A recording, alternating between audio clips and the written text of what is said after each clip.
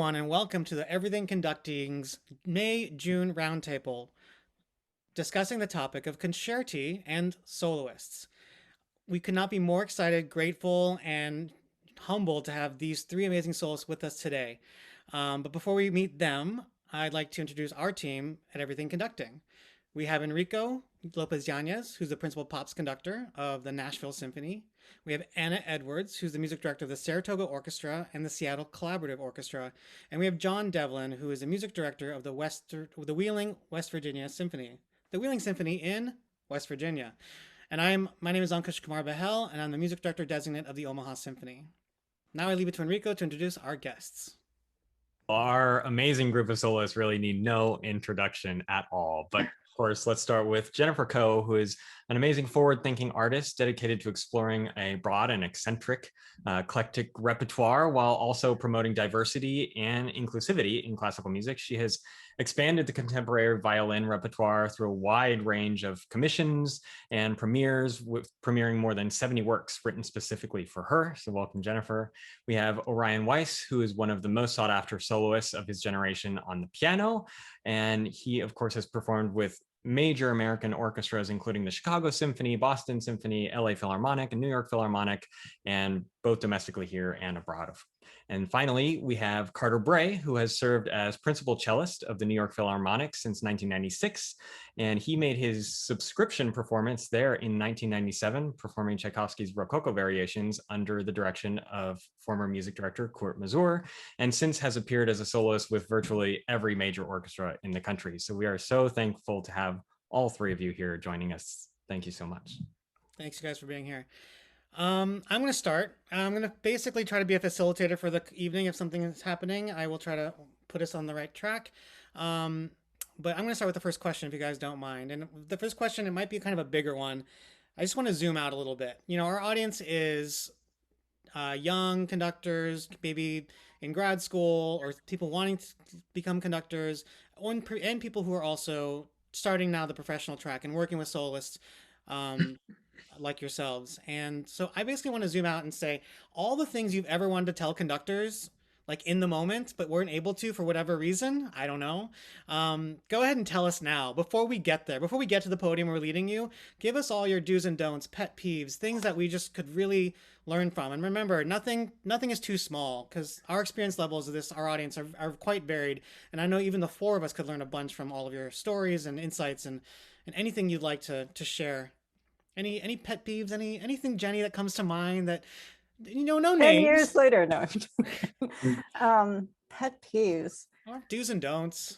I guess I'm not sure if there's like absolutes or absolutisms. You know, I think there just needs to be general levels of respect for each other, right? And the other thing, I know it's difficult to be a conductor, you know, in terms of working with so many people at a time. And I think for every musician, you know, or every human being, right, everybody has insecurities of some sort. So it's really about how you process that. And so I think I've witnessed it processed in numerous different ways. But I think, so I think it's important to keep in mind how that's being directed to both the orchestra as well as the soloist. Because most of the time, or I will say this as a piece of advice, oftentimes if somebody is unpleasant to the soloist, one has to keep in mind that we're all instrumentalists. So if you are directing something towards the soloist, it's gonna just backfire. I guess for younger conductors, that's something I would say, because again, I think we all have different things that we process and different things we get nervous about, but I think for me, one of the most important parts of my life is collaboration, and that's either chamber music. I know Orion and I have played together, or, you know, with conductors or composers and things like that. So I feel like in general, the best working situations where people can do their best work is when we're all supportive of each other. I think that's the most important thing. And to know that we're all in this together and everybody wants to do the best they can do.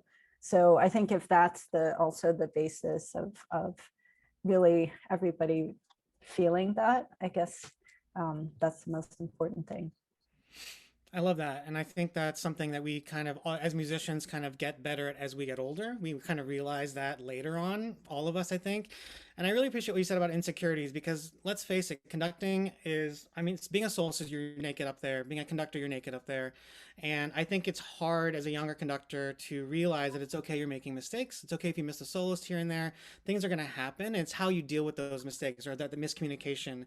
And if you're insecure, or if you lean on that insecurity or defensiveness, then you're talking the scenario that you are describing will more likely happen, where you're not collaborative, you're not listening, and you kind of punish either the orchestra, blame them, or the soloists. And I've heard horror stories. I've been around horror stories, obviously. But the quicker we, as young conductors, realize that, hey, we're all doing this together, as you said, I thought was really beautiful. The more we can move on past the insecurity and get to the music, which I think is lovely. Thank you, Jenny. Orion, do you think it's any? I mean, I was going to ask you about you as a pianist. Do you think that changes anything? Of course, you're collaborating all the time.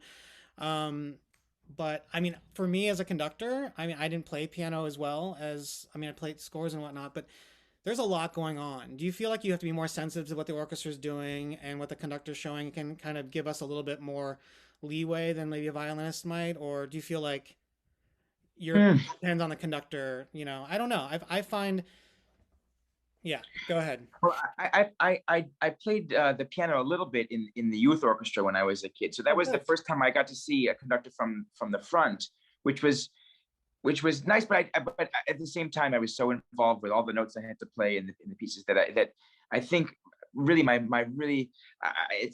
never got an extended or deep experience of watching a conductor and responding to them when I wasn't a soloist, like trying to play with a conductor. So everything was from the other side. So I think that I think at the beginning of my career that was sometimes hard because you can't see all of the faces and the gestures that you want to see.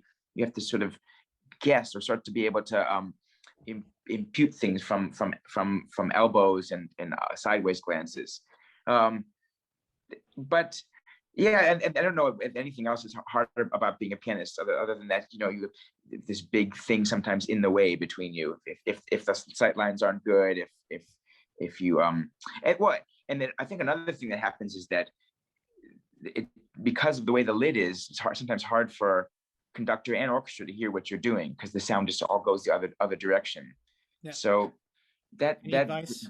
Yeah, just well, it's kind of exactly to continue with what Jenny was saying, that there can be a feeling between conductor and soloist in those meetings when you first meet and start talking, that either the conductor is trying to be so supportive and nice and just do what the soloist wants, or the soloist, or sometimes with a younger soloist and older conductor, that the conductor is going to just show you and the soloist has to figure it out. But what's the best experiences are when you realize, you know, everybody realizes they're coming to this piece. This is going to be a unique performance, and that it won't be good if you're just imitating other performances or just trying to do what you did before. That the special collaboration, this one-time collaboration between this orchestra and this hall and the conductor and the soloist will make a new interpretation. So I really like the feeling of figuring it out together. Not that, you know, coming from a blank slate, but you say, what do you think of this tempo? Is it good, too fast, too slow? What do you want? A little bit of rubato here works, or it could be hard because the horns will fall behind. I love to have those conversations and figure. No, I didn't mean to pick on the horns. That was just yeah. But I think to really feel like it's a collaboration, to not just say one person's following, one person's leading. I mean, there will be moments when, of course, it happens, but it's the same when we play chamber music. It's never any fun if someone you're playing with says, okay, wait for me here, now go ahead here, now wait for me here, and go ahead. You know, if you just end up just starting to respond to each other and establish those lines of communication, that makes it such a richer and more enjoyable experience, and then the performance will go better too, I think. And I love the fact that you can say this performance with us, the room, the hall, the orchestra, the conductor, and the soloist. It's like, don't look at my recording that I did with blank. That's irrelevant today. Right. You know, I love that. Yeah. The music is spontaneously. You're probably hoping to do better than your recording too. So many handicaps are attached to making a recording too. So yeah, that's absolutely correct. Absolutely, yeah. Love that. And Carter, you live on both sides of the aisle.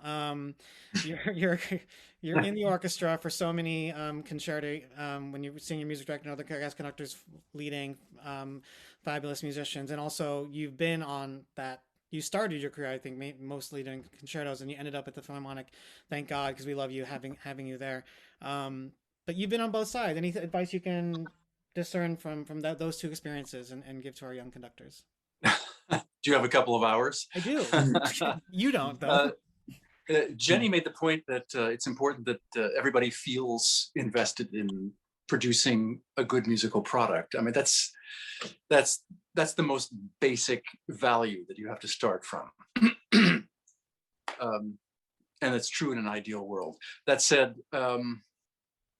if I can sort of step away from just speaking specifically about conducting concerti for a minute, the advice I always give to new or young conductors is that, yes, given the fact that everybody needs to feel that they're all invested in the product, conducting is an incredibly subtle skill, and it involves so many different branches of psychology and music. But the thing that a new conductor has to bring to the podium before anything else is a projection of a sense of authority. And a mistake I've seen many young conductors make is to say to the orchestra, almost in an apologetic tone, "It's my honor to be here in front of you." It's a mistake, bad mistake. An orchestra does not expect that of you. The orchestra is a group of 100 middle-aged know-it-alls, and they need to have a point around which to coalesce, not their best friend. So it's very important that a conductor no matter how young or inexperienced or insecure you're feeling, you have to get past that and understand this very salient basic point that you must project confidence and authority. So I wanted to be sure to say that. It's very, very important. I've seen so many young conductors rip their keels out on the reef of their own humility, because I think all of you are dealing with this paradigm change.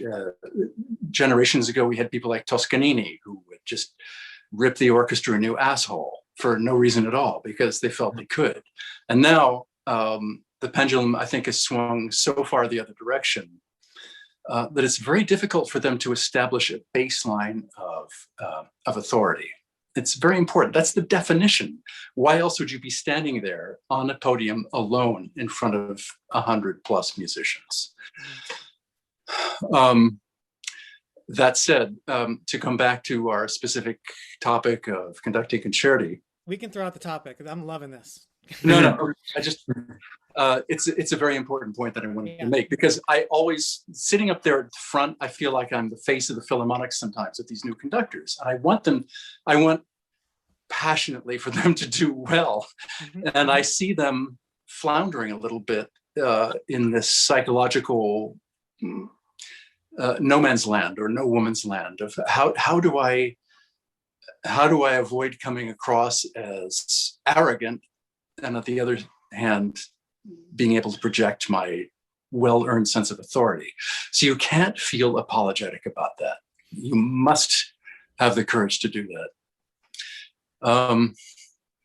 Specifically with regard to conducting concerti, the most important thing is to establish a sense of collaboration with the soloist. If you don't do that, and I'm speaking as a soloist as well, if you as a soloist don't do that, you're always going to have a compromised end product. It has to be, you must meet in the middle over the score.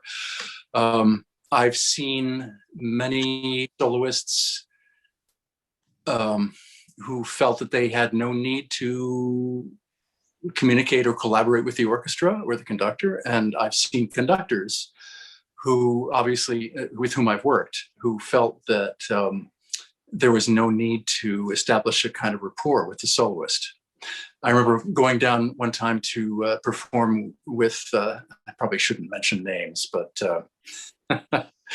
this was Enrique Batis, Mexican conductor. I went down to play the Schumann concerto with him, and I asked if I could meet with him. We were staying at the same hotel to go over the score.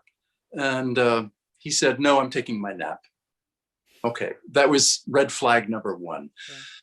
And then I finally got to meet with him about 4.5 minutes before we stepped in front of the orchestra for the first rehearsal. And practically the first thing he said to me was, there are two kinds of soloists: those who go their own way, and those who subject themselves completely to the conductor. And he sort of laid this out in front of me. And I was fresh out of my job as a section player with the Cleveland Orchestra at that time.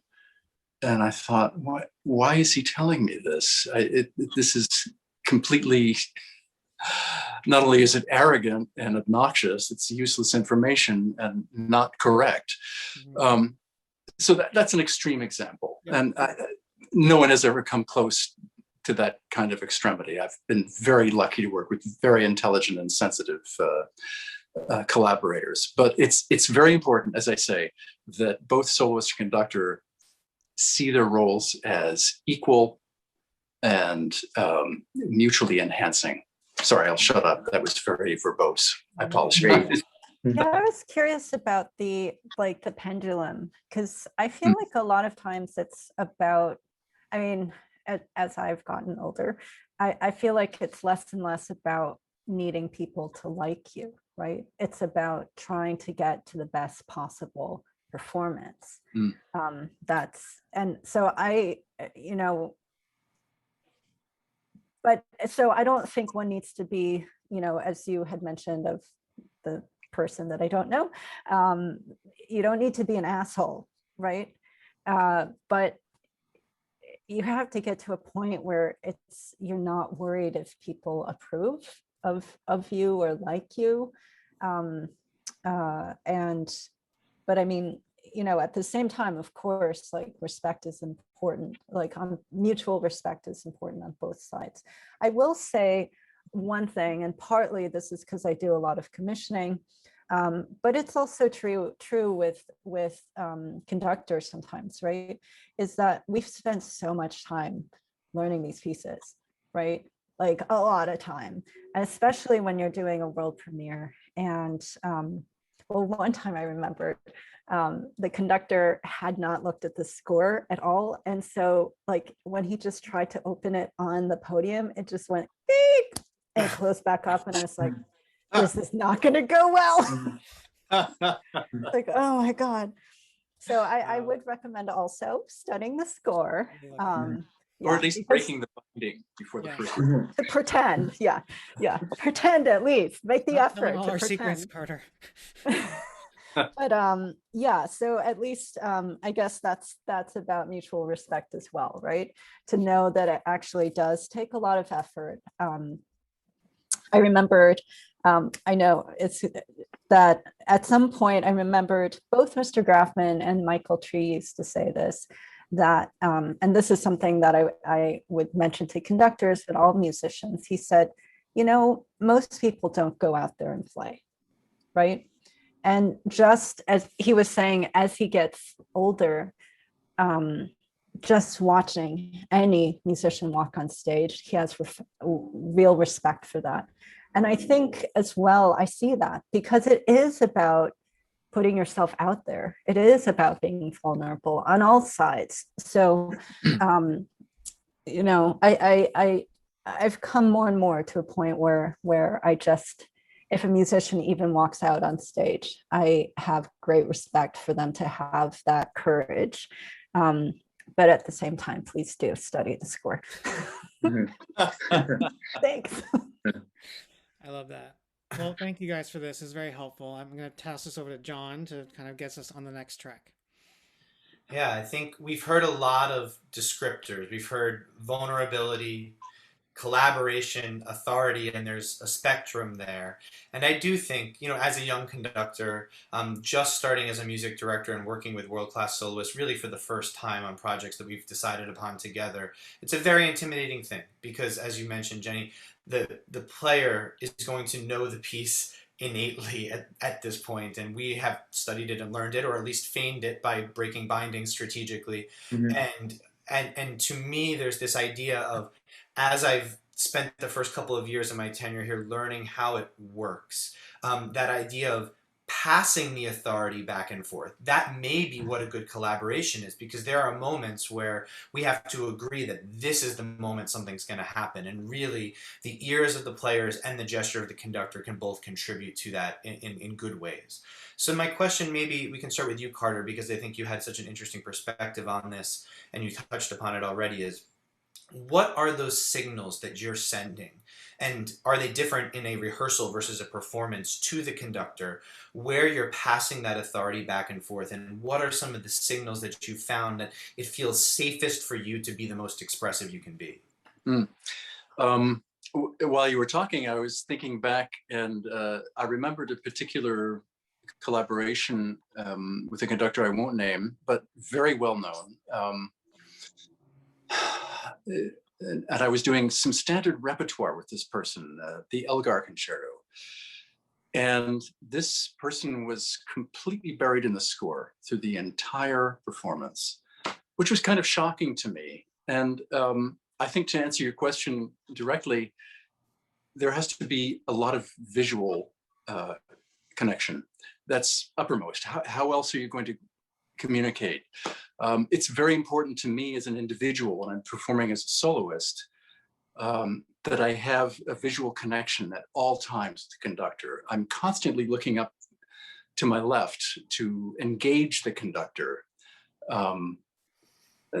unless you're very bad at interpreting visual cues.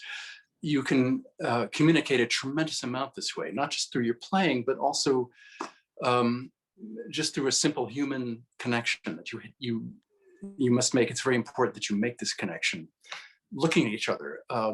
So I would say that to a conductor, especially one who is preparing a new piece of music, as in Jennifer's case, it goes without saying, of course, that you need to prepare this ahead of time, but prepare to the extent that you can at least spend, say, 10 bars at a time with your face out of the score, facing the soloist or facing the orchestra. It's crucial that you do that. If you don't, just speaking from my perspective as a soloist there, if I look over and I'm trying to, let's say, engender some sort of energy or direct some sort of ritardando toward a cadenza or something like that, and I see the conductor looking down at the pages in front of him or her, it's disheartening, and probably that musical gesture that you're aiming for is not going to happen. So both the conductor and the soloist need to be able to look up, get out of the pages in front of them, and communicate visually. Very, very important. Even as an orchestra player, in my role as principal cellist, I'm constantly looking up and exchanging visual cues with the conductor. It's crucial that you do that. Mm-hmm. And Jenny, why don't we turn to you? It's I was interesting. thinking of, oh my God, who's this conductor? I might know. Yes, right. But I It's have more to, like, fun when talk to Carter Carter. is I naming have to names. talk to Carter offline because I Send- feel like I might know who it is.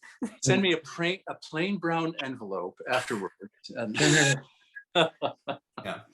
I feel like I having actually do know who it is. Anyhow.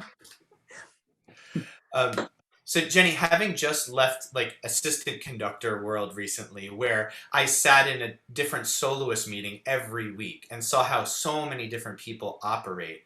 You know, Orion brought up earlier that he likes it best when there's a spontaneity around each performance, that it might even be better than the recorded version that we might be able to listen to on Spotify or something beforehand. Do you agree with that as a philosophy, that you like that spontaneity, or perhaps if you are presenting a world premiere where you've carefully worked through issues with the composer ahead of time, that you have an idea of the, you know, Platonic ideal of this piece and you want to communicate that as the audience hears it for the first time? Do you feel that as well, or do you like the conductor giving that impression of the piece from his or her perspective as well through the conducting and collaboration? Okay, so first of all, I don't believe in any ultimate performance of anything. Mhm.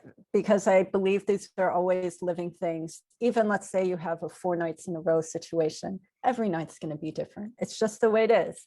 Mhm. I don't know.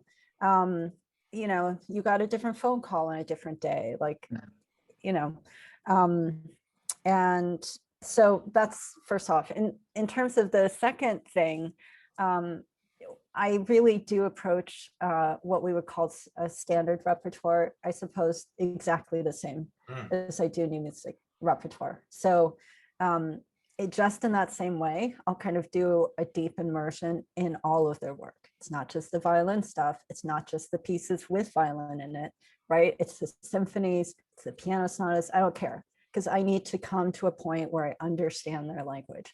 Because all of us, we've heard Beethoven symphonies, right? For many years. So that we've kind of become, we're at least, hopefully we've come to some understanding of that language, right? And also it's different, you know, in different periods, I think, of composers' lives. So, you know, it's exactly the same with new music or older music. I mean, obviously, when you commission, it's not a guarantee of whether it's going to be a great piece. And certainly, I've seen like the gamut. For me, it's really important to give opportunities to other people. For me, it's really about also thinking about, I guess, the future of classical music, right? Because if we really actually think about it, the global mind, like the global majority in this world are people of color, right? And actually, like Europe, in terms of, if we're just even talking about population, Europe and the US, pretty small in comparison, like to China, which has billions and billions of people, right? So when we think about what is the future of music, it's really, and what is the investment? What are the actions we're taking now? For me, it's really about investing in the future. And that's how I believe I can serve one of the ways I can serve this art form, right? I see ways of serving my kind of community of fellow artists, right? And that's one of the beautiful things, I think, that I really learned from Jamie Laredo, who is my teacher. He is so generous musically in the sense that he makes space and you can really have that dialogue. So that's a part of it. So that kind of back and forth is really important, I think, in terms of, but it's, I try to make it easier for conductors, usually going into any tempo changes. And I actually talk this through with composers. I'm like, look, you have to make, you know, the tempo changes or meter changes really clear. And if you just want a slight amount of time, please don't suddenly convert into like 5/16 when you've like been working in like 3/4. You know, things like that. Just put a comma. You know, but you know, in that sense, so I usually try to make things easier. Like, okay, so I'm giving the new quarter note in this last half note of the or whatever, in the last triplet, eighth triplet is now the new quarter. So in that sense, I think through those transitions and then I tell people or my collaborators. So just so you know, the previous whatever triplet eighth is going to be the new 16th, right? And one of the interesting things to me actually is also studying scores, right? Because for people that are performers, first of all, oftentimes they have incredibly good pacing in terms of like how the piece paces itself. Second of all, it's really fascinating to me because you start seeing how they listen to music, right? And all of their skills go in. So like for Esa-Pekka's violin concerto, the conversions, perfect. You know, like it's just amazing. Like the 16th stays the same, and then like, because it's like he's clearly dealt with these issues a lot, you know. So that's something I try to do as a soloist, because it makes it easier to go into any kind of tempo transition. And, you know, if it's not perfectly laid out like that concerto is, then you have to, you know, make your own clarity for them so that they're not just like, ah.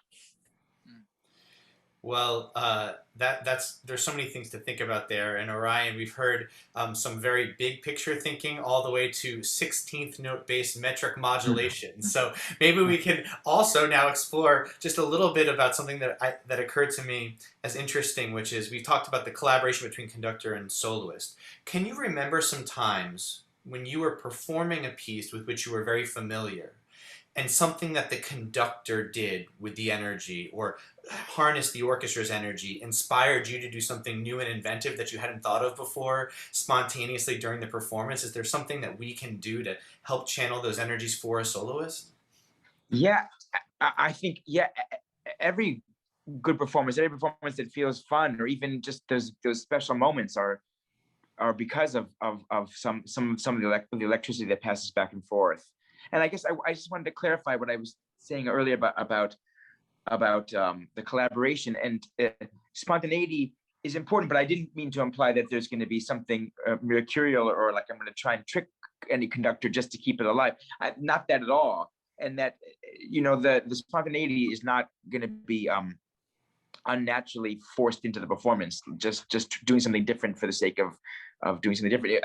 I think what I meant was just that if it feels like a collaboration, then you're not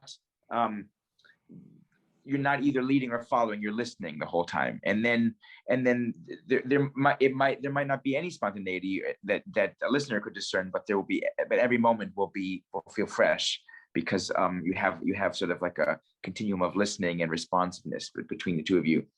But this can be incredibly exciting moments when you really feel like you're making music together. What I was thinking about for young conductors, one thing, and just any conductors, and Carter was talking about this earlier also, that the meeting before going on stage is really important. So much good work so many problems can be avoided, and so many pitfalls can be sort of worked around, and so much confidence can be built from that meeting.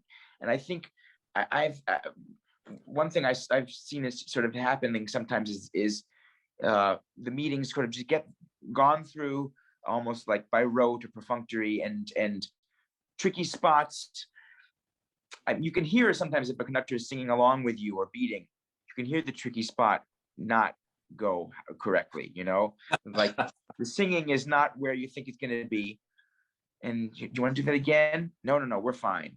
I think we should do it again. I want, but it's hard to be the one to say I think we should do it again. But I think there should be no shy. Don't be embarrassed or shy at all about saying, let me hear that again. Especially because there's going to be all kinds of newness about the way that whatever soloist you're working with. So if you listen to 10 recordings, when you hear me or anybody else play the piece, it'll be different. So I think, yeah, just go over it again, ask questions, discuss, or say, oh, okay, are you taking time there? And then I might say, oh no, I didn't mean to. I just my thumb got stuck between the black keys. I didn't mean to take time. Oh, okay, so don't take time. You know, then you open up a conversation, and I think that's really crucial. And I would say don't be demure about it. Let's get that communication going. Yeah. I'd love to take a step off of the podium now and ask the three of you something that, you know, you all are in such high demand as soloists and musicians. And for many conductors, I mean, we're all competing to have soloists of your level come to our orchestras and work with our musicians and play for our audiences.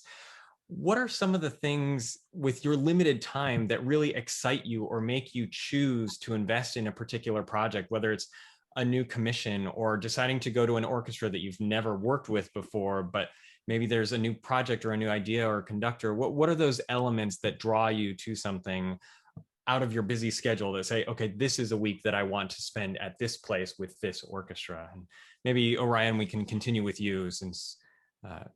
Oh, it's so, I mean, the making choices for one's career and the places you're going to be is got so many factors involved. Sometimes I've gone places where I'm like, how did I end up here? Who asked me, what?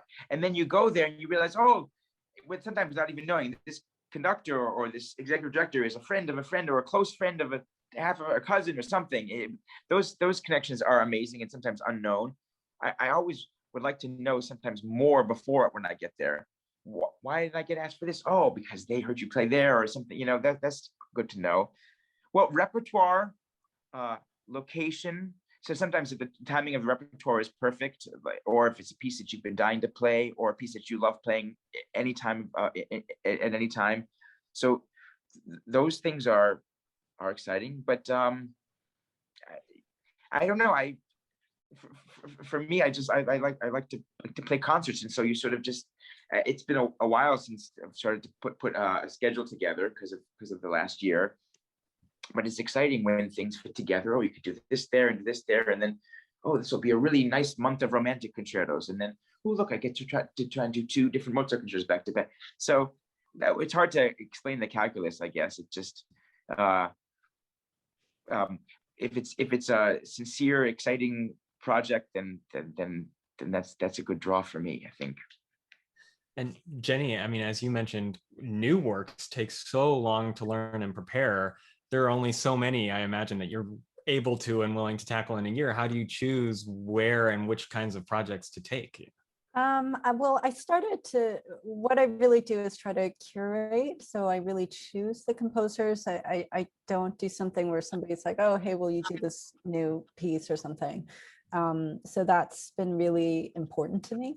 And I feel like advocating for 50% of the world's population, like women, and again, people of color, has been really important to me. And one of the things that has moved me a lot was hearing their stories. I don't think I've worked with a single female composer or composer of color that has not told me that they have been actively discouraged within, any conservatory, applying for music festivals, whatever, or literally actively encouraged to leave, right?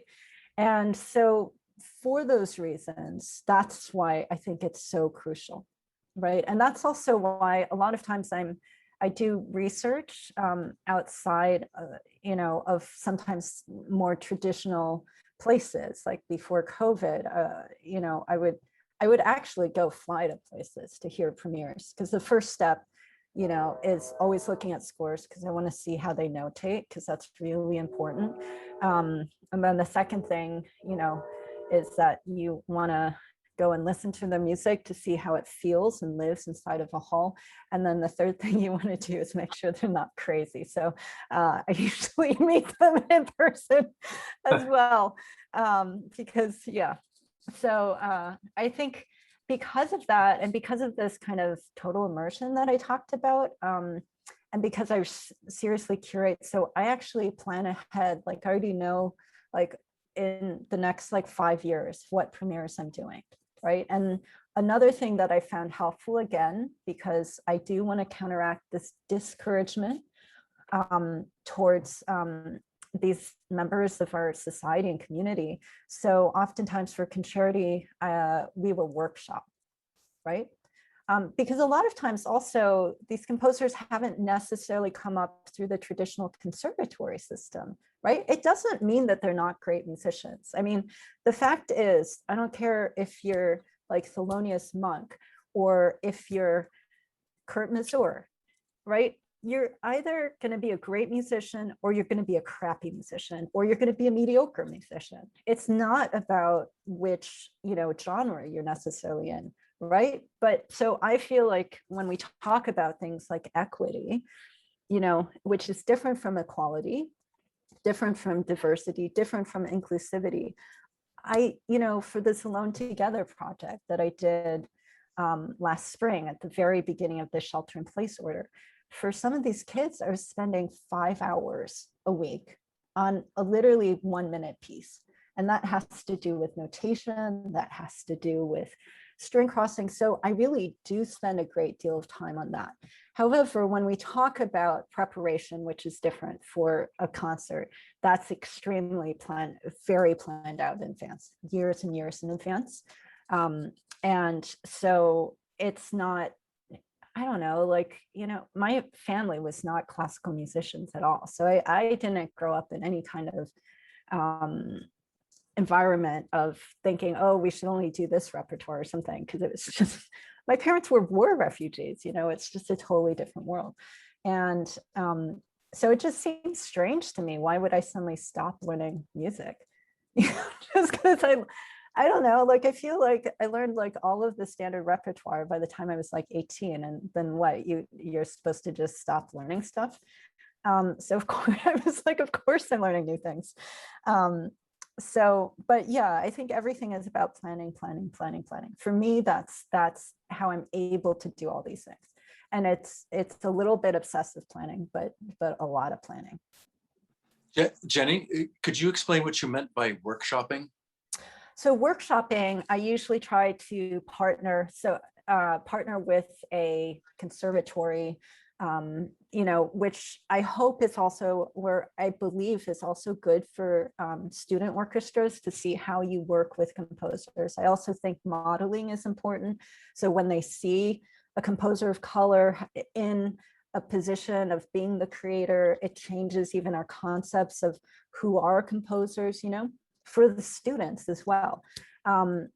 And so, yeah, so hopefully learning through that process.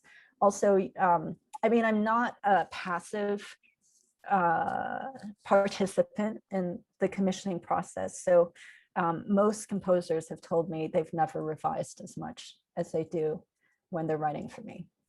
Well, I told you conversions are important, like tempo conversions. And because also I'm invested in it, right? I recommended these people. I believe in them. I want them to do the best possible job they can.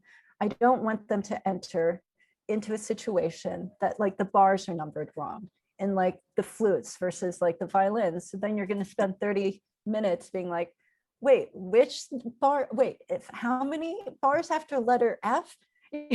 Sometimes it's fundamental things like that, but other times it's, I'll actually be studying the score and I feel or I think I can see that your melody, you've put it in the violas, but I think in order for it to be heard in terms of orchestration, you should have it doubled in the basses or in the cello, or it'll be well, I can tell you want this kind of hocketing. However, I think it would be important that you have feathering, right? So don't just have one, if you're having 16th notes going back and forth, right?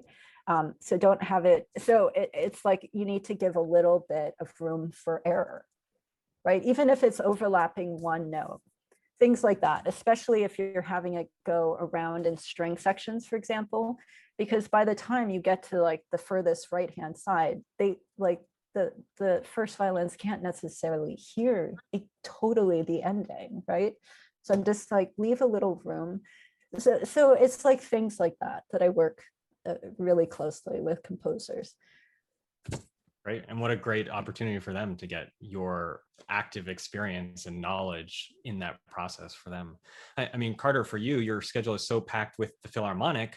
How does one woo you away from a week at the Philharmonic to convince you that a project is worthwhile to go play in another city? Yeah, it's difficult. It was much easier when I was a younger person. I've encountered a lot of resistance in trying to get repeat performances of pieces that I had previously commissioned.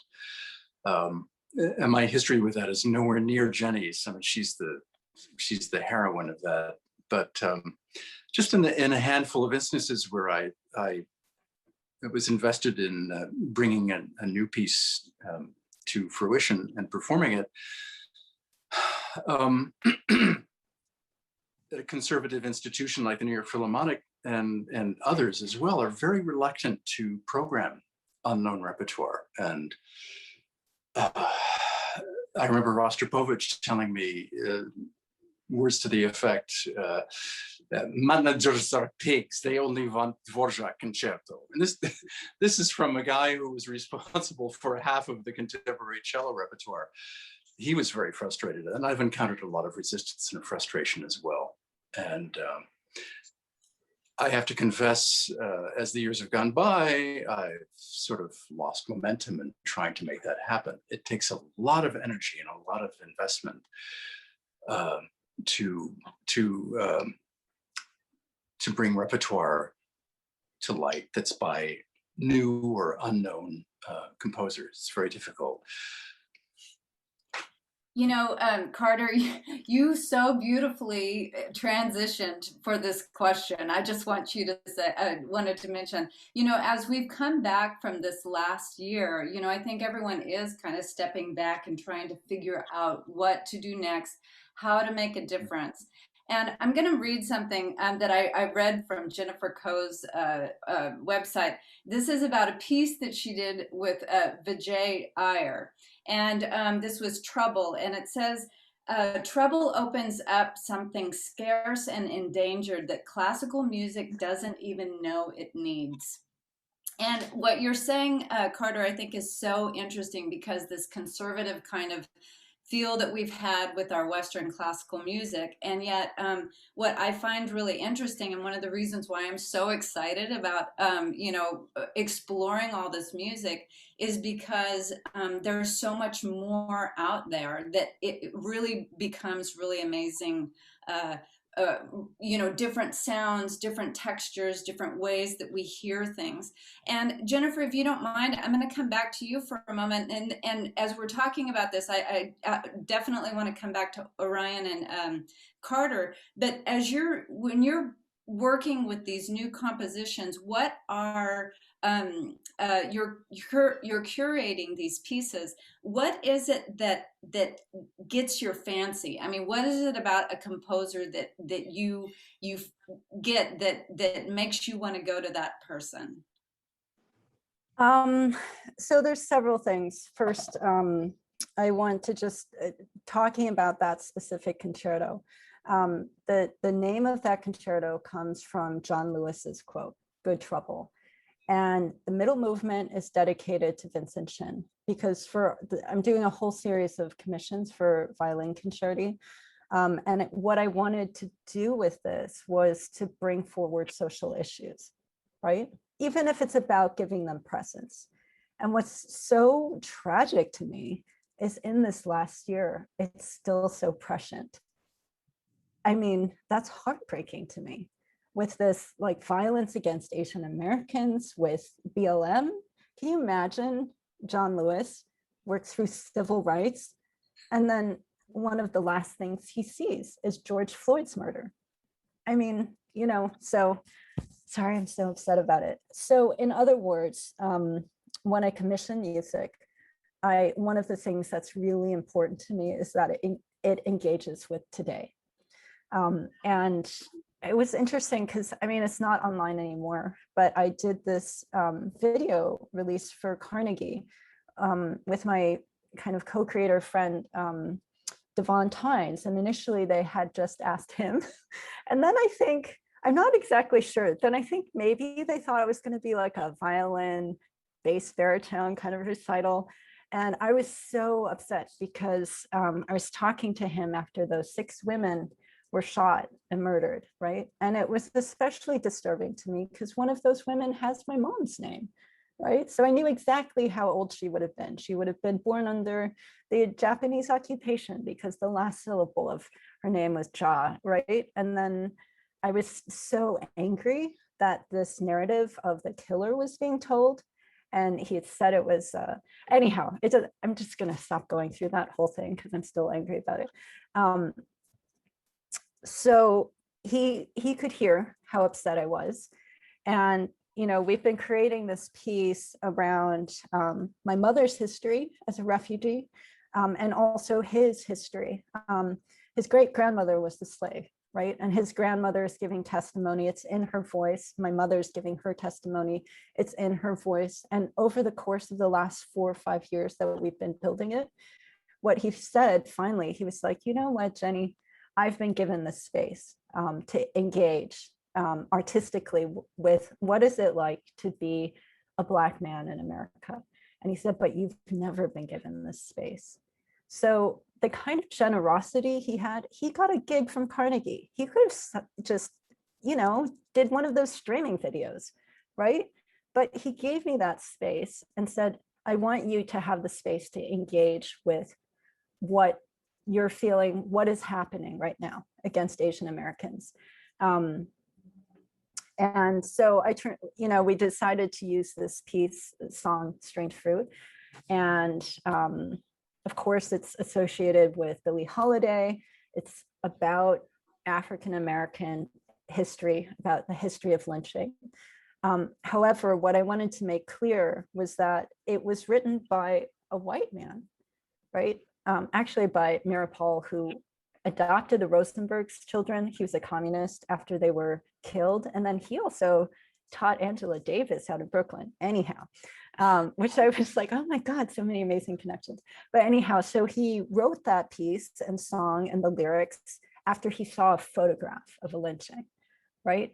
And so for creating empathic space, right, for Devon to give me that space, I felt like it had to be Strange Fruit, if that makes sense, because it's about sharing this humanity.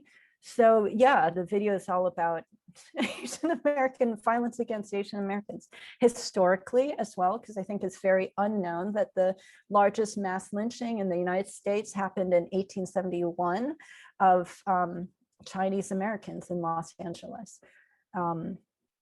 So there's a great deal, I believe, of reckoning that has to happen.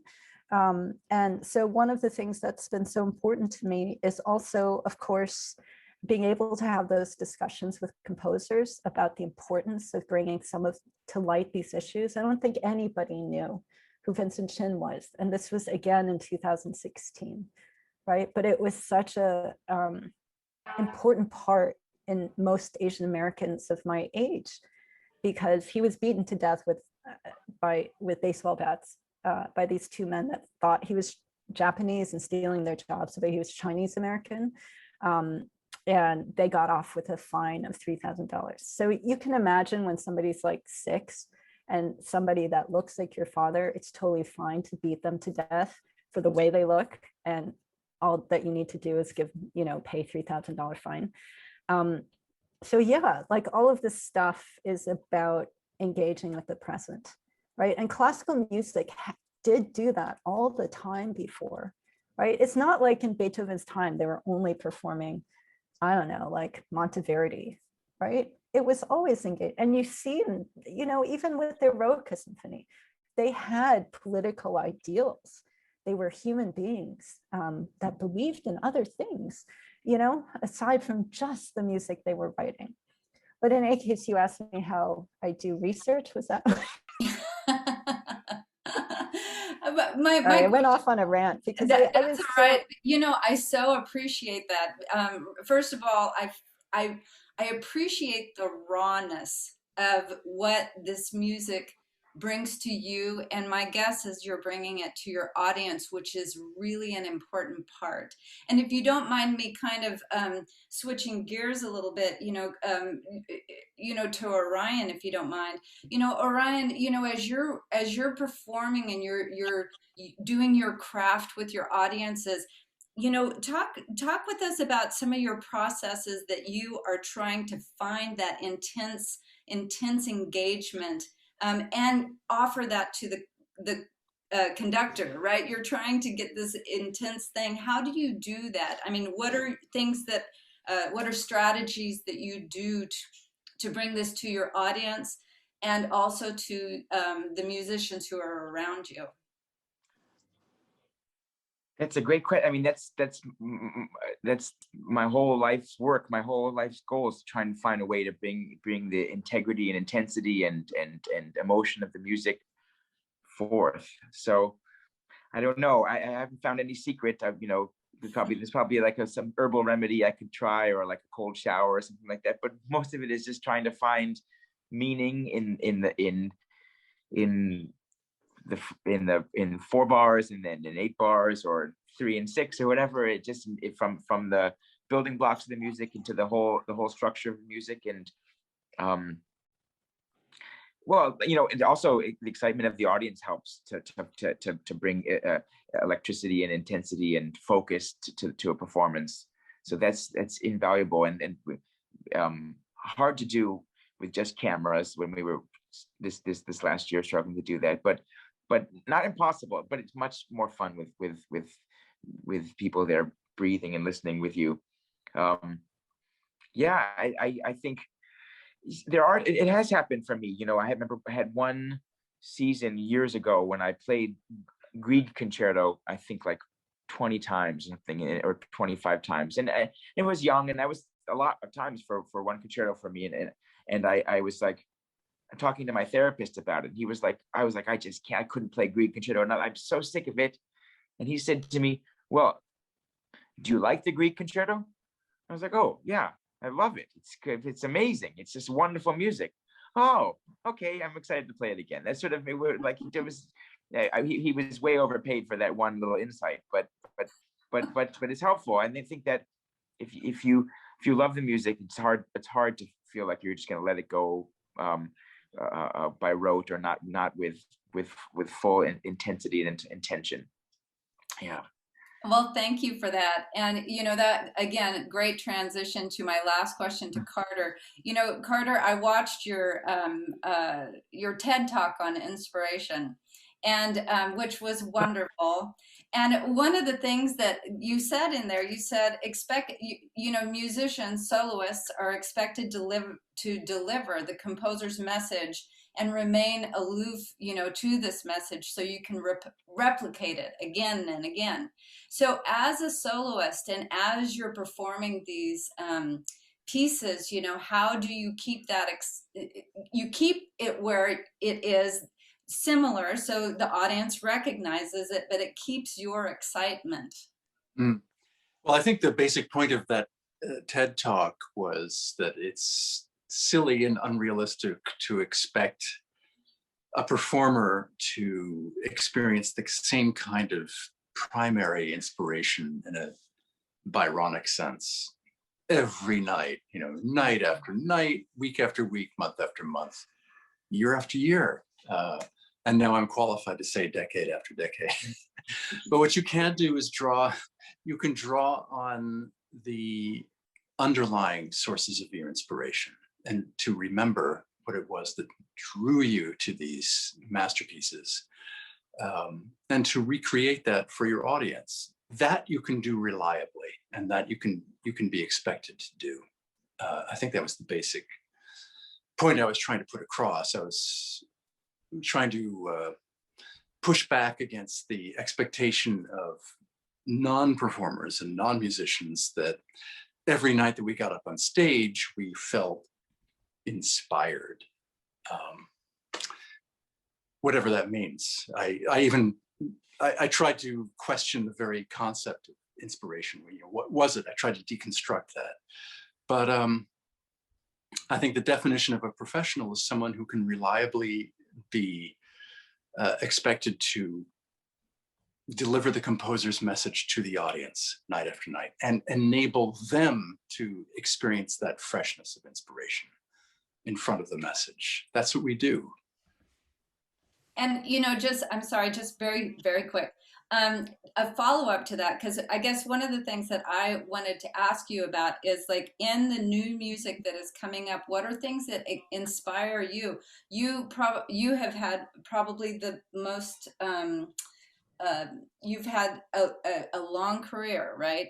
And in music, what are things that you're excited about after this year of being out of the limelight with your audiences everywhere?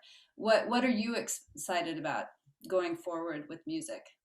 Well, the thing that always jazzes me is when I see an audience spontaneously get excited about a piece of music, whether it's new or old or in between. I remember with my string quartet one time, we learned the Shostakovich Ninth String Quartet, and we programmed it in what we assumed was a conservative venue, somewhat apologetically. And I mean, it's Shostakovich, it's not completely off the wall. But nevertheless, it's music that perhaps this kind of an audience didn't. Let me put it this way. It was an audience that you would expect to have all of Andrea Bocelli's albums. So we weren't sure how this is going to go down. And to our amazement and delight, afterwards, everybody came up and said, wow, that's Shostakovich. We loved that. That was the best piece in the program. So you never know. So I think throwing your hat into the ring with a new piece of music is... it's an act of faith and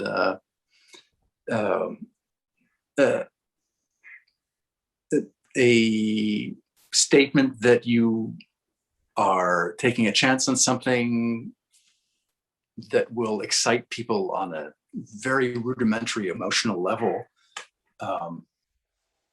in an unexpected way. That's what I look for. The worst thing, we at the Philharmonic, we come to recognize our subscribers, our regular subscribers, our familiar faces. Even if we don't know their names, we look out and we see the familiar faces. And there's a couple that's our regular subscribers, and they sit very close to the front center. We all recognize them, and our nickname for them is the narcoleptics. And we take bets on how much time it's going to take for them to fall asleep against each other like this, tent-like. And then they wake up for the final applause and they look very pleased, and we think, wow, that was an expensive nap. So that's what we want to avoid. That it's very amusing, of course, at the time, but it's also really dispiriting and pretty depressing. In the same way that you go to a 7-Eleven or go to Penn Station and you hear them playing classical music. Why? To repel people, homeless people that they don't want hanging around there. That what you do for a living is so repellent to ordinary people that they play it over the PA system. So we want to feel that we're not irrelevant and that what we're doing is very relevant to people, and that it will grab them where they live emotionally. That's what we want to see. I had this theory that the reason it was like not exactly a repellent, but yes, a repellent, was because it's so emotionally raw, right? And if you're, but maybe I'm totally wrong, and it's just like only like repellent. I don't know. I wish I could agree with you, Jenny, but I guess I'm trying to look at the silver lining. Of course, right? Yeah. Well, this has been so lovely. I don't want to take Can I say one last thing? I'm so sorry, course. because I know I had gone off on this long rant. So basically the whole reason I said that rant, which I forgot about, was because the interesting thing in the pandemic is that we can like literally see numbers of views, right? So this Strange Fruit video, which was graphic and there was a warning before it, that video was never on like the lead page of the YouTube page, right? But it had more views than every other single video in the last month, which is not, but here's the thing. So it meant that people were sharing and then going. So they weren't people that normally went to Carnegie Hall's YouTube page or Carnegie Hall, right? So the reason I think things like Trouble, the violin concerto that's has John Lewis and Vincent Chin, and is because it actually is engaging people, and they know, and again, I don't know if I'm too idealistic, but if we actually extend ourselves to say, hey, I'm going to give you voice, you have the space to have your experience here. We're not just going to tell you what's the great music, right? We're going to actually say, here, this is a concern. And that was what was crazy to me, right? I didn't expect that. And in fact, I was really afraid that I'd get a lot of pushback and backlash, but I just felt like I had to do it because it was so upsetting to me. And but that's the thing. So it's important to take chances in programming. So that's the only reason I wanted to say that for young composers. And not to be afraid, especially to engage with your communities, right? And it's not about telling them, okay, listen to this Beethoven symphony. It's about asking them, what do you care about? What is affecting you? Is ice coming into your home? Whatever, right? And then have a piece actually, like, no, it's like, I love Beethoven, I love Bach, I perform them a lot. But do I think they were dealing with ice? Not necessarily. Do I think they were dealing with API issues or BLM? No, right? So if we actually listen to what is really, concerning with members of our society, they'll come. Everybody's like, oh, our audiences are getting so much older, classical music's dying, blah, blah, blah. And I'm just like, well, why don't we just try representing, first of all, our communities on stage in some way, and their stories. And so I could never track this stuff before, right? But I can during the pandemic because they track it. And it's been fascinating to me, really fascinating. So all I'm trying to say is, please don't be afraid of commissioning or of playing music. Thank you, Jenny. That's wonderful. I think we all are realizing what, during the pandemic and during these movements, what actually will stick. And we're kind of learning that the old ways probably turned people off on some level and didn't engage the community and didn't bring them into the concert hall for certain reasons. We thought they wanted only hear Beethoven. You're right. I'm finding the more stuff that's more engaging, relevant, now, timely, can get a lot more traction in the community at all of our orchestras. So I think it's a great point, and we have to change our thinking. And I think the pandemic has allowed us time to do that. Thank you all so much I don't want to take any more of your time. This has been lovely to reconnect with all of you, and lovely to introduce all of you to this wonderful team at Everything Conducting, and I wanted them to meet you as well. And this was very dear, and this was really lovely that you guys took the time to do this, and I couldn't be more appreciative. I just wanted to let everyone know that this was brought to you by everythingconducting.com. We have a wonderful article database to help young conductors. We have a wonderful database of living composers and female composers and of diverse backgrounds, that we have a ton of lists of wonderful concertos, especially this month, concertos, non-piano, piano concerti that, you guys want to check out as soloists, but also as conductors out there. And finally, John Devlin and Enrico do a wonderful, fantastic, upbeat podcast that we would love that we have Natasha Prinsky is our guest for this month.